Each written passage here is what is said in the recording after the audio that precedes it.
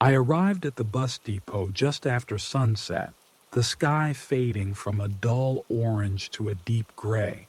My transfer bus was supposed to come in half an hour, and the ride would take me home. The main building looked old and worn, with large windows caked in dust and a single flickering light above the entrance. The thick smell of stale cigarettes and something else, maybe damp concrete, lingered in the breeze. It wasn't a comforting place to wait. I passed a low metal bench near the door, noticing long scratch marks carved across the seat. At first, I assumed they were normal wear or something done by a bored teenager, but then I saw more marks on the adjacent bench, lines, letters, and half-formed words that seemed jumbled or backward. They reminded me of warnings, though I couldn't piece them together. My heart fluttered a little. Why would someone scratch warnings into a bench at a forgotten bus station? I slipped inside, dragging my suitcase across the scuffed floor. The main hall was dim, lit by a few flickering fluorescent lamps. Gray tile covered the floor in a checkerboard pattern, many of the squares chipped or missing. The walls had old posters for local ads, some peeling off. Their corners curled, creating shapes that looked like eyes in the low light. There was a ticket booth with dusty glass and a closed sign. No one sat on the other side. I wondered if employees even worked here at this hour. A loud buzzing made me jump, and I turned to see a light overhead flicker more violently. Each time it flickered, the shadows in the corners seemed to shift, almost like they were alive. After a moment, the light calmed down, letting me breathe again. I glanced at an old digital clock above the exit doors. It blinked erratically, stuck on some random time. Checking my phone for the actual time, I frowned. No bars of service, probably because we were in a rural area. It didn't surprise me, but I wished I could call someone or at least browse the internet to pass the time. I found a row of plastic chairs near the far wall and took a seat. My backpack rested at my feet. The depot smelled musty, like decades of dust had settled in the corners. The silence wasn't total. It was that kind of quiet emptiness that let me hear every drip, every shuffle, every rustle. If the building had a heating or cooling system, it was turned off, so the air felt thick and stale. I tried distracting myself by reading an old magazine from a nearby rack. The pages were yellowed, and my eyes kept drifting to the big windows on the other side of the hall. I saw only my reflection, a ghostly shape in the glass, thanks to the dim overhead lights. Beyond that, total blackness. Minutes passed and no one came in. I stood up to wander, looking for a restroom. A faded sign pointed down a short hallway. The sign had large scratches over it, more scratching, like the benches. It made me uneasy. The hallway itself led off into shadows, the lights at that end completely dead. I managed to find the restroom door anyway. Inside, the fluorescent light was dull, but at least it worked, creating a humming noise that filled the small space.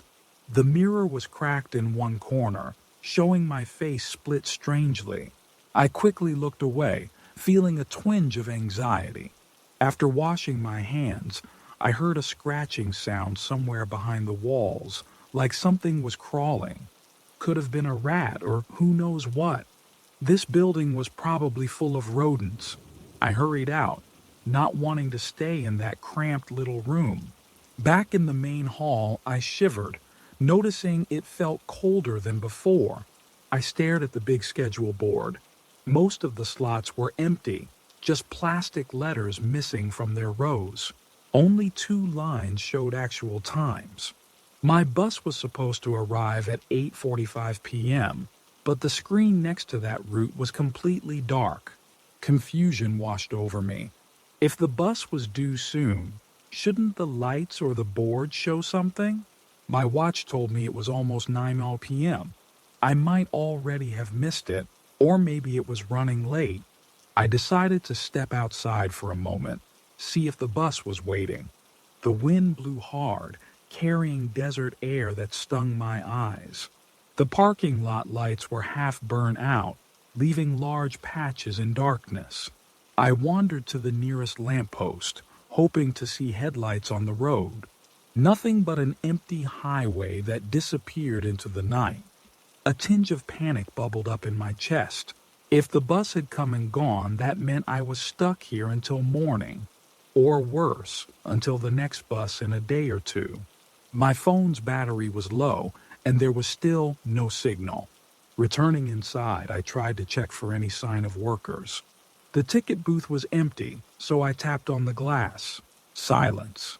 A small door marked "Employees Only" stood behind the booth. I knocked, but no reply came. With a shaky sigh, I realized I might be alone here. Right as I turned away, I heard a faint tap from the other side of the door. 3 gentle knocks, or maybe it was just an echo of my own. My stomach twisted. "Hello?" I called. No one answered. The overhead lights flickered again. This time, they nearly went out, leaving me partially in the dark for a few heartbeats. When they blinked back to life, I could have sworn I saw a shape vanish around the corner. My skin prickled from head to toe. Could it be another traveler?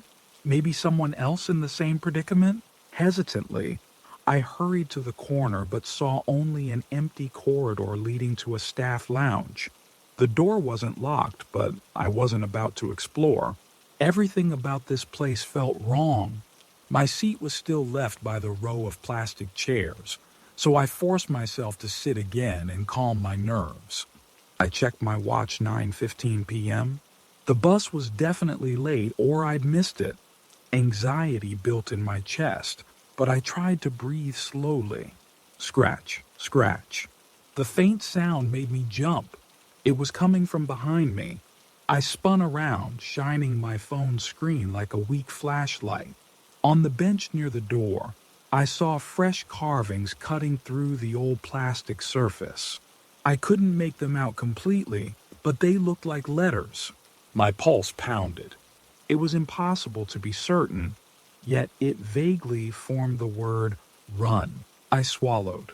Was someone trying to write a message? Or was it just random marks from restless visitors?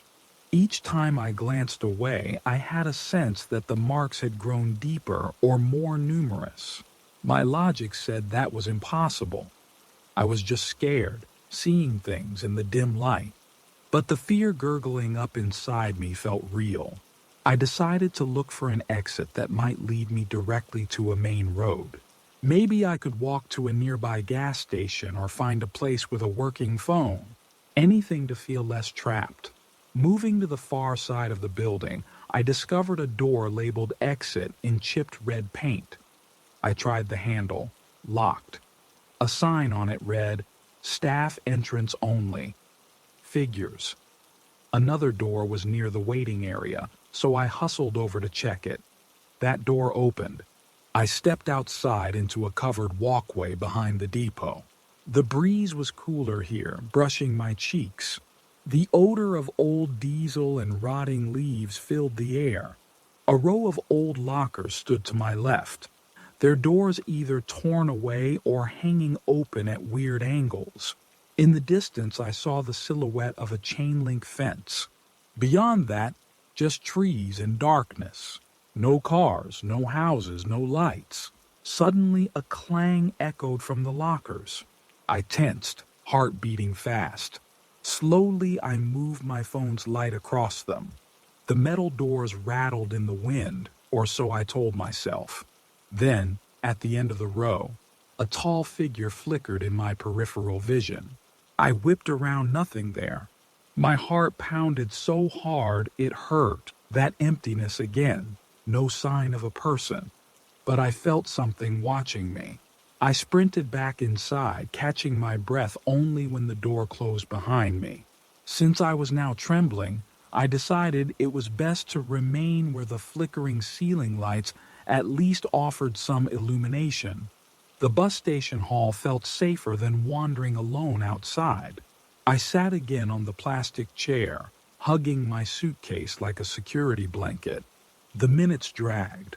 Each time a light flickered, I felt a shift in the air, as though a presence moved through the building. That same presence, I suspected, had scratched messages into the benches or knocked from behind the ticket booth door.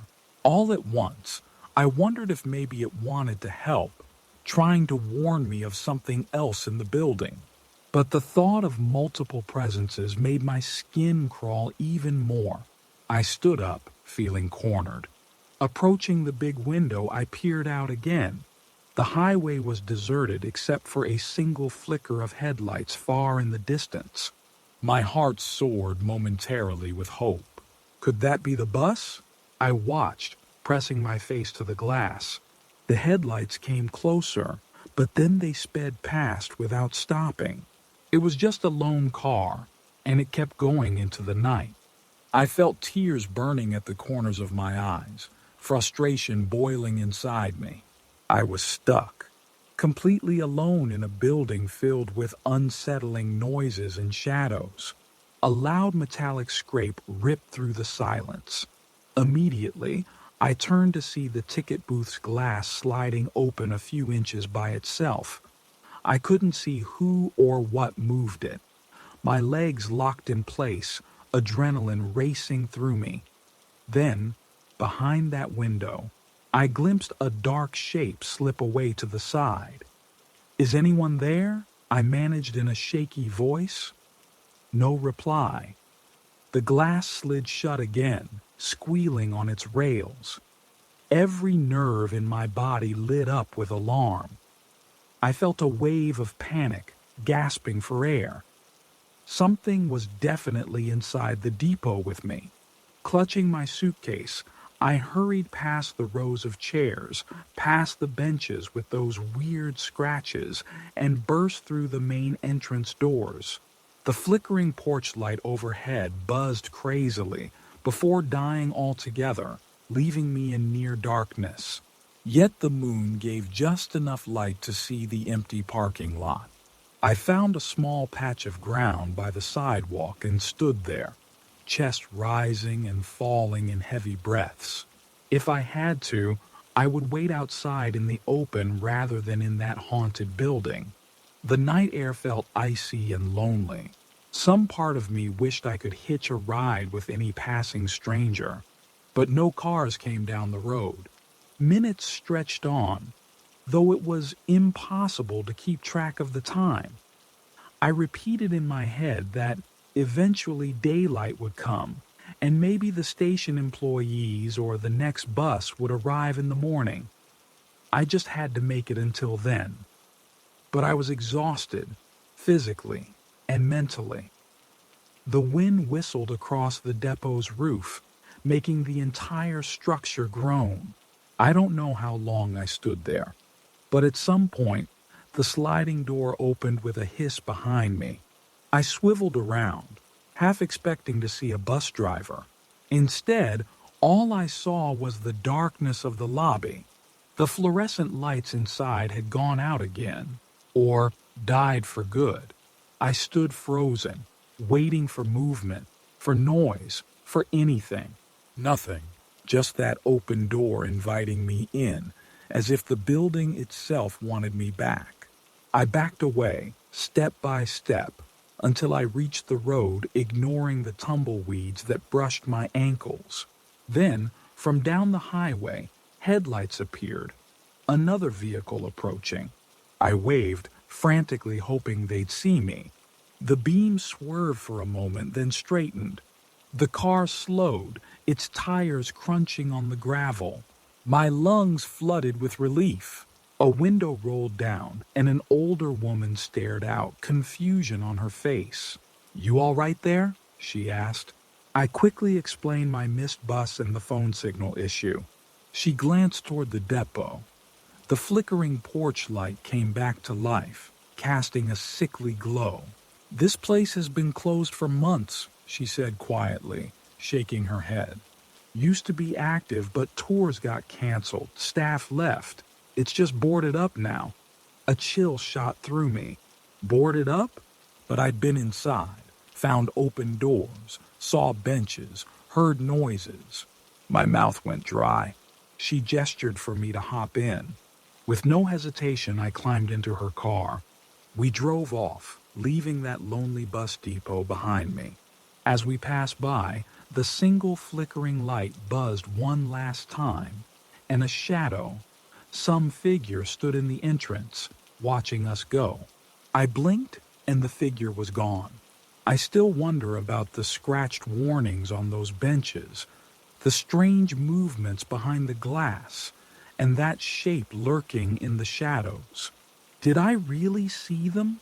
Or did my mind conjure illusions in that scary, abandoned place? Whatever the truth, I'm certain of one thing. I'm never going back to that depot, even if it's my only chance to get home. Sometimes, being stranded in the middle of nowhere is better than stepping inside a place that holds voices and secrets from the past, secrets that were never meant to be disturbed.